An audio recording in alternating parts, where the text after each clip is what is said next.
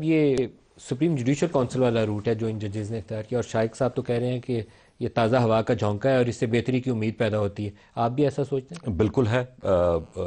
میں خود ہی کہہ رہا ہوں کہ بہت ہمت دکھائی ہے ان ججوں نے. بہت سارے ججوں پہ پریشر ہوتے ہوں گے لیکن وہ چپ کر کے بس کام چلاتے ہوں گے. انہوں نے ہمت کی ہے، اچھی بات ہے. جس طرح آپ نے کہا کہ اگر پشاور ہائی کورٹ ہے، لاہور ہائی کورٹ ہے، سندھ ہائی کورٹ ہے، جہاں بھی اگر اس طرح کی ہوں تو انہیں سامنے آنا چاہیے.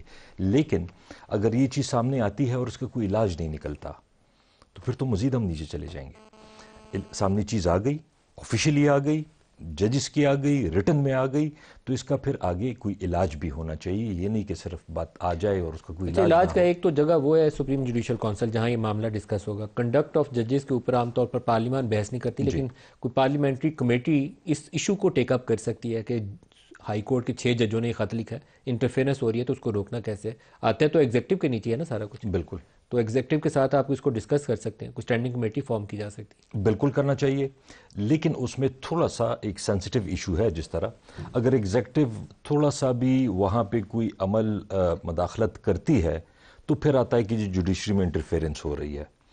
تو اگر اوبیسلی مطلب پارلیمنٹ تو سب سے سپریم ادارہ ہے، لیکن اگر وہ اپنے طریقے سے اس کو ہینڈل کر لیں، حل کر لیں تو زیادہ بہتر ہوگا. اور اگر ساتھ میں پارلیمنٹ میں بھی اس پہ بحث بھی ہوتی ہے یا کوئی کمیٹی فارم کر کے اس کے لیے کوئی حل کی طرف جاتے ہیں، حل بہت ضروری ہے. ایک چیز سامنے آ گئی، اس کا کوئی حل نہیں نکلنا تو ہم تو مزید نیچے چلے جائیں حاشب گے. کر کے اس کو آگے نہیں جانا چاہیے. ایگزیکٹلی.